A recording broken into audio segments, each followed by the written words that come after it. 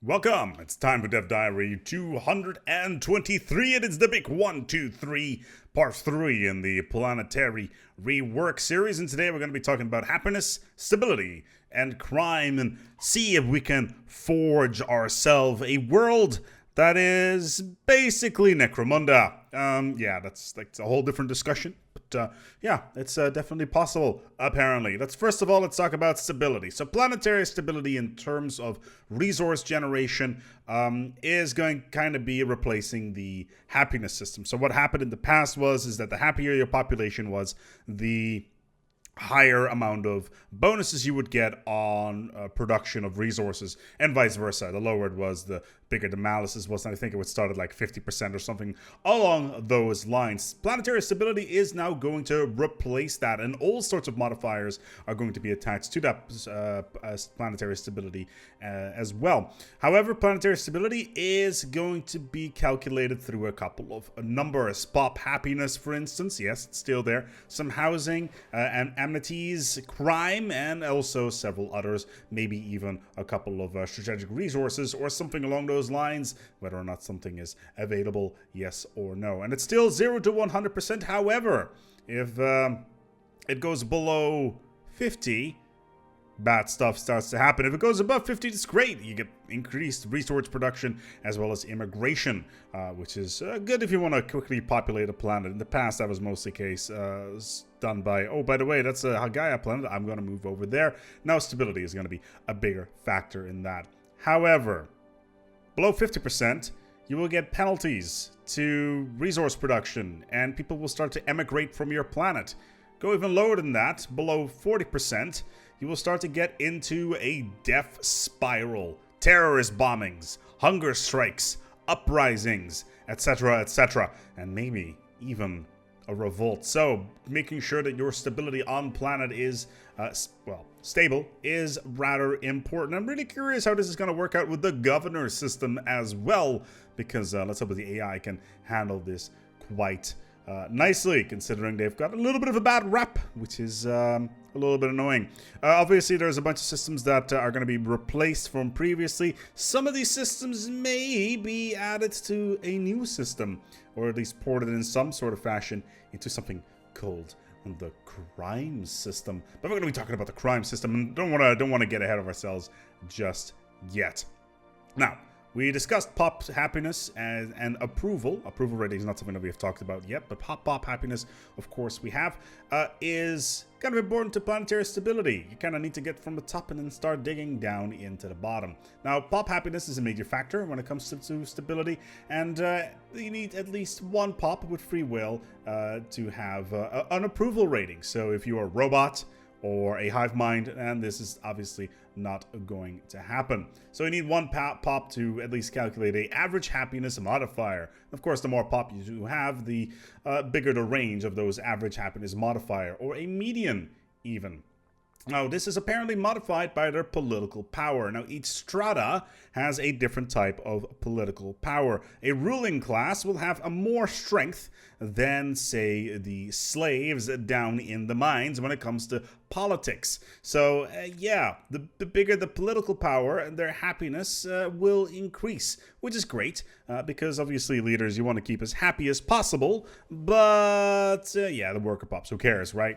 So, just to take an example here, a ruler living in a stratified economy will have a large amount of political power, and their happiness will be more important than a dozen or so workers. However, then pops who do not have any political power at all can still drag down the approval rating, and then you are into the stability death spiral, and you have angry slaves, and you need to put them back in line.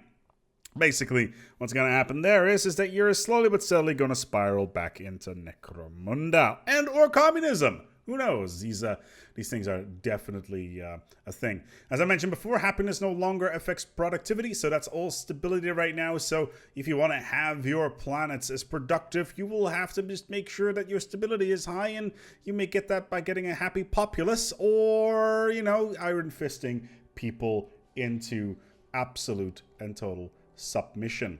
Then we're going to be talking about amenities, and this is probably something I am completely and totally mispronouncing, which is fine. Apparently, they're trying to consolidate a couple of systems when it comes to happiness modifiers, and happiness comes apparently if you have amenities or amenities. This is one of those words that I'm terrible at. So what do you need for those? Well, you first need to be able to have infrastructure, facilities, jobs, rulers generate them, entertainers generate them as well, and the more you have of them, the happier the population will be. Yes, robots, strip clubs, and all that stuff is, of course, rather important. So a lot of stuff that just happened in the past when it comes to like direct happiness in the tile systems, etc., etc., etc., they now generate amenities.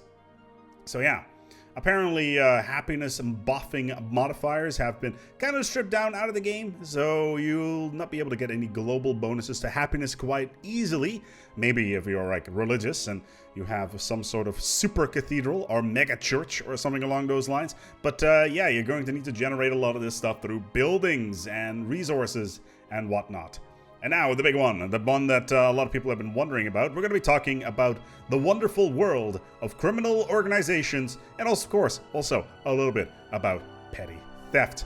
Now, something that they wanted to have in the new system was the potential for social and political unrest without going straight into full-blown civil war.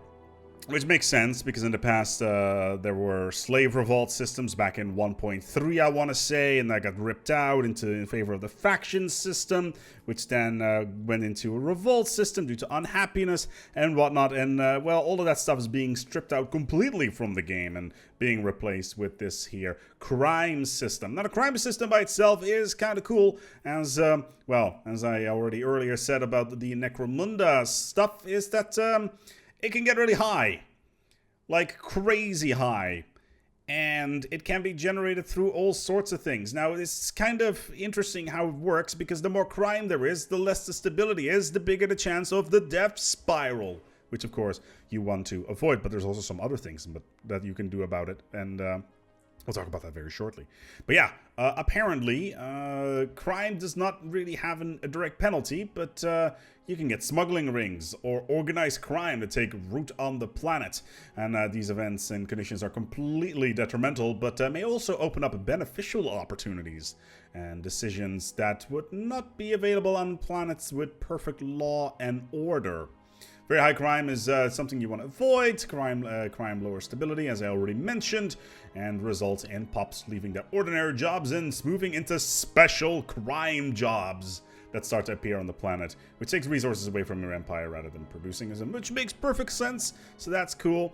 To combat this crime, you will have to build special buildings as the like the precinct districts. So now you can finally be that cop that's 2 days away from retiring, and then slam your gunny or badge on the desk and say, "No more of this, I quit.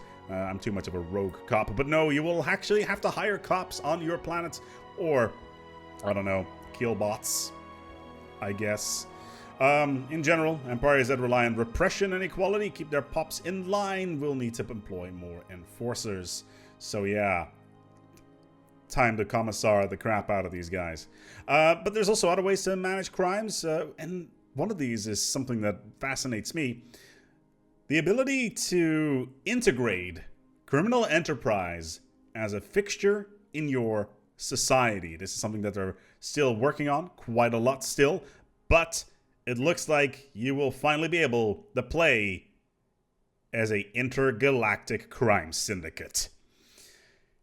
Oh boy, I'm looking forward to this one. Well, there you go. Crime and all that stuff. It's going to be quite good. Let's hope that we can spread those crime to other worlds as well of our crime syndicate and get hilarious amounts of money through our syndication of all that stuff. So that sounds actually really good. Being able to recruit criminals and organize crime on other planets. Man, it's like Chicago in the 1930s all over again. Anyway, we're going to go and wrap it up here. This has been the Dev Diary 123 about planetary rework.